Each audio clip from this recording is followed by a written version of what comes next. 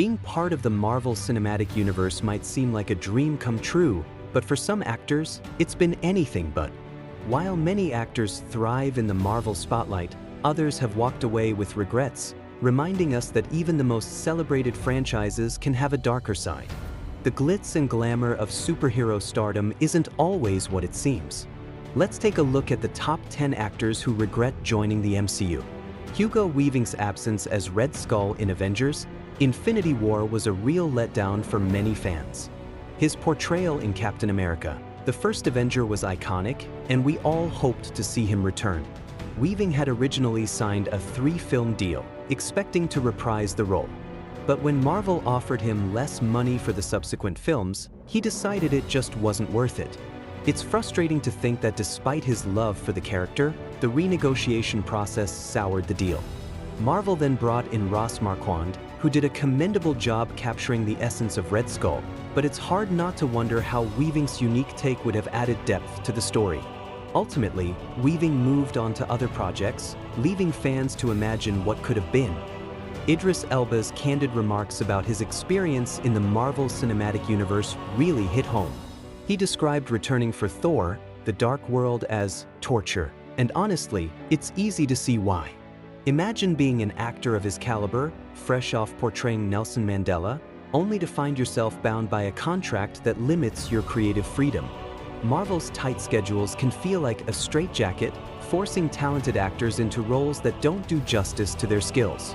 Elba's Heimdall often felt like a missed opportunity, standing by a door, delivering a few lines, while the audience craved more depth. No one wants to feel trapped in a role that lacks substance, especially when they know they can bring so much more to the table. It's a tough spot, and Elba's frustration is completely understandable.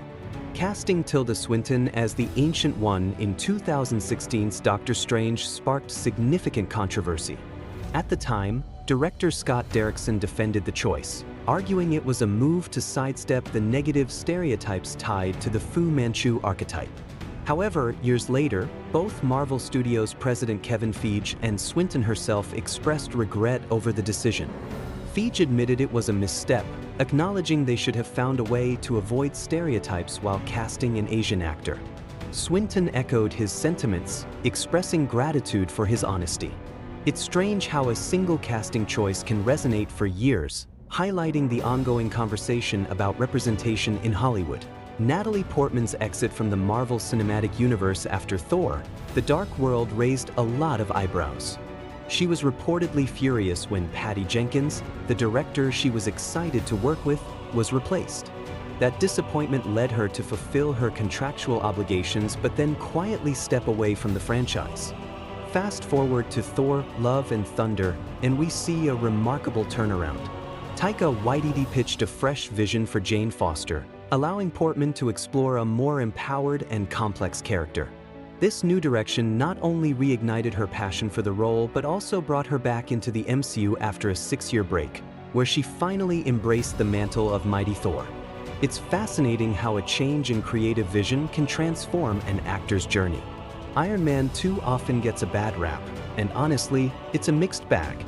Over the years, some fans have come to appreciate it, but it still feels like a jumbled mess.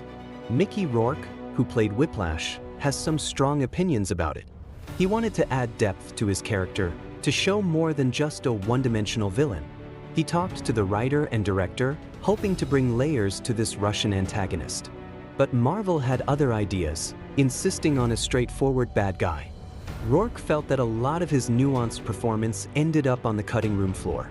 It's a shame because he believed in creating something more meaningful. If Marvel wants to stick to mindless comic book flicks, that's their choice, but it's a loss for storytelling. Malekith had the potential to be a truly formidable villain in the Marvel Universe, a dark force that could challenge Thor like never before. But then came Thor: The Dark World, a film that many fans consider one of Marvel's biggest missteps. Christopher Eccleston, who played Malekith, revealed the harsh reality of his experience. He felt misled about the extensive makeup required, which turned the role into a grueling ordeal. He compared it to having a gun in your mouth and reflected on how other projects, like Gone in 60 Seconds with Nicolas Cage, were far more enjoyable. It's a shame that the Thor films have a reputation for leaving their actors with less than stellar memories, especially when the potential for greatness was right there in the script. The most infamous recasting in the Marvel Cinematic Universe has to be James "Rhodey" Rhodes.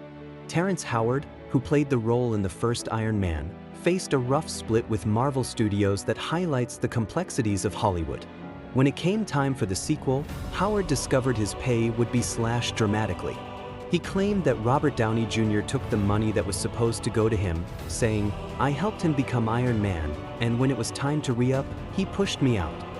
They had a 3-picture deal, but when Marvel approached him for the second film, they offered him just 1/8 of what he was contractually owed. To make matters worse, when he reached out to Downey for support, he didn't hear back for 3 months. It's a classic case of how money can tear friendships apart in Hollywood. Before audiences got to see Mark Ruffalo as the not-so-jolly Green Giant, Edward Norton took the reins in Marvel's second film, The Incredible Hulk. But when Ruffalo stepped into the role for the Avengers, questions arose about Norton's departure. Rumors swirled, fueled by Norton's reputation for being difficult due to his desire for creative control. Marvel Studios president Kevin Feige clarified that the decision wasn't about money, but rather finding an actor who could mesh with the collaborative spirit of the cast. Years later, Norton reflected on his exit, saying he didn't regret it, noting that playing a role too many times can become a restrictive identity.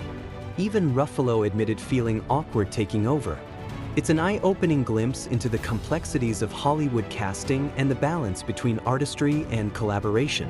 Gore the God Butcher, played by Christian Bale, is arguably the most compelling character in Thor: Love and Thunder, yet he feels underutilized. It's frustrating for fans to see such potential go to waste. Bale himself has voiced his dissatisfaction with the experience, describing it as monotonous. He mentioned the challenge of acting against green screens, saying it made every day feel the same, lacking any real differentiation. Coming from the more grounded and practical world of Christopher Nolan's Batman films, it's no wonder he found the Marvel set a bit dull. His insights reveal a deeper issue. When you have a powerhouse actor like Bale, you need to give him the material that matches his talent. It's a missed opportunity that leaves fans wanting more from both the character and the film itself. Anthony Hopkins' experience playing Odin in the Marvel Cinematic Universe was, for him, a rather uninspired one.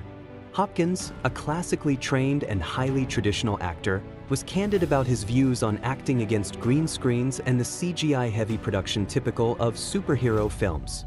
In an interview with The New Yorker, he recalled feeling detached from the role of Odin, saying, "They put me in armor, they shoved a beard on me. Sit on the throne, shout a bit." He expressed that acting in front of green screens felt pointless and didn't offer much of the creative challenge or depth he sought in roles. And that's our list of actors who've had second thoughts about their time in the MCU. It's a reminder that even the biggest franchises come with their share of challenges and creative conflicts. Which actor's story surprised you the most? Or do you know of any other actors who had a tough time in superhero roles? Let us know in the comments below.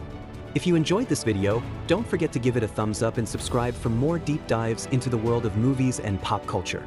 Thanks for watching, and we'll see you in the next one.